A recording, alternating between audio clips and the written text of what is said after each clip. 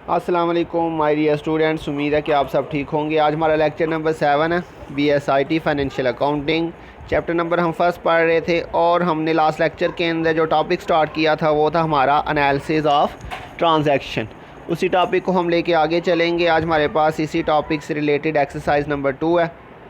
तो इसके अंदर बच्चों लिखा हुआ है सोल्ड लैंड फॉर कैश। तो बच्चों हमने इसको एनालाइज़ करना है जैसे हमने कल किया था।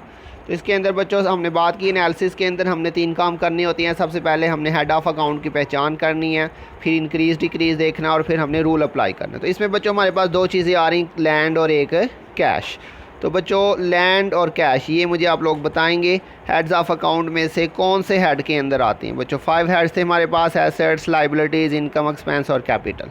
तो इनको बच्चों आइडेंटिफाई करें ज़रा, लैंड और कैश कौन से हेड में आता है। बच्चों ये आता है हमारे पास एसेट के अंदर। तो लैंड भी हमारा एसेट था और कैश भी हमारा एसेट था। क्लियर हो गई बच्चों, ये पहला हमने काम कर लिया। अब आपने देखना है इनमें इंक्रीज़ हो रहा है डिक्रीज़ हो रहा है। तो बच्चों कल हमने बात की थी जब एसेट ख़रीदते हैं तो उसमें इजाफा होता है, जब एसेट सेल कर देंगे तो उसमें कमी हो जाएगी। सिंपल सी बात है, जो चीज़ आ रही है उसमें इजाफा हो रहा है, जो चीज़ आ रही है उसमें कमी हो रही है। तो सोल्ड जब लैंड करेंगे तो लैंड हमारे पास से जा रही है, तो लैंड में कमी हो जाएगी। तो बच्चों जब लैंड सेल करेंगे तो कैश रिसीव होगा, कैश आ रहा है तो कैश में इजाफा हो जाएगा। तो इसका मतलब बच्चों लैंड में डिक्रीज़ हुआ और कैश में हमारा इंक्रीज़ हो गया। ये हमने दूसरा पॉइंट भी कर लिया बच्चों, आइडेंटिफिकेशन कर ली, इंक्रीज़ डिक्रीज़ देख लिया। अब रूल अप्लाई कर दे बच्चों। रूल आपको याद होंगे, एसेट डिक्रीज़ हो तो क्रेडिट और एसेट इंक्रीज़ हो तो बच्चों डेबिट हो जाता है। क्लियर हो गया बच्चों, बिल्कुल सिंपल थी। उसके बाद बच्चों सेकंड है सोल्ड बिल्डिंग फॉर कैश। 2 चीज़ें इसमें बच्चों दी हुई है, बिल्डिंग और कैश। तो सबसे पहले इनकी पहचान करें बच्चों, ये हेड ऑफ अकाउंट में से कौन से हेड में आती हैं। तो बच्चों बिल्डिंग और कैश दोनों ही हमारे एसेट थे। क्लियर हो गया। सोल्ड बिल्डिंग की, या बिल्डिंग जा रही है, इसका मतलब बिल्डिंग में कमी हो रही है और कैश जो है वो रिसीव होगा और कैश में इजाफा हो रहा है। इसका मतलब बिल्डिंग डिक्रीज़ और कैश इंक्रीज़।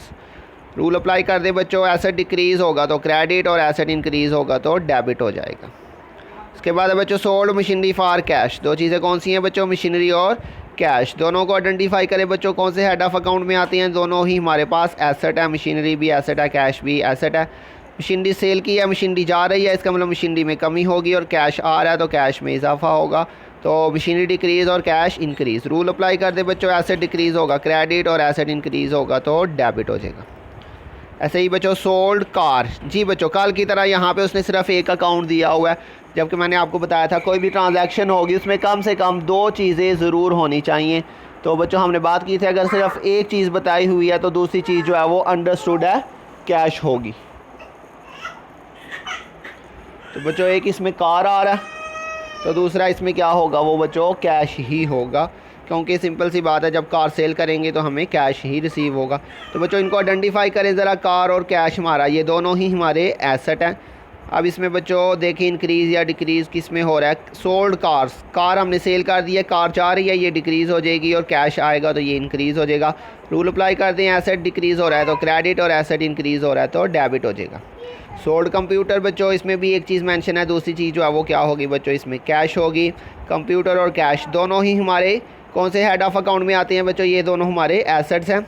कंप्यूटर हमने सेल किया, इसमें डिक्रीज़ हो जाएगा और कैश आएगा, इसमें इंक्रीज़ हो जाएगा। एसेट डिक्रीज़ हो रहा है तो क्रेडिट और एसेट इंक्रीज़ होगा तो डेबिट हो जाएगा। सोल्ड टाइपराइटर, दूसरी चीज़ नहीं मेंशन तो वो कैश ही होगी। 2 चीज़ें आ जाएंगी, टाइपराइटर और कैश, और ये दोनों ही बच्चों हमारे एसेट्स हैं। और बच्चों टाइपराइटर सेल किया, इसमें डिक्रीज़ हो जाएगा और कैश में इंक्रीज़ हो जाएगा। कैश आ रहा है, एसेट डिक्रीज़ हो रहा है तो क्रेडिट और एसेट इंक्रीज़ होगा तो डेबिट हो जाएगा बच्चों। बिल्कुल सिंपल था ये भी। तो ये बच्चों आज आपका होमवर्क है। Sold laptop for cash, sold truck for cash, sold gold for cash, sold mobile, sold furniture. तो बच्चों आपने ये आज होमवर्क करना है। तो मुझे उम्मीद है आपको समझ आ गई होगी। अपना ध्यान रखिएगा, इंशाल्लाह बहुत जल्द मिलेंगे नेक्स्ट लेक्चर के साथ। तब तक के लिए अल्लाह हाफिज़।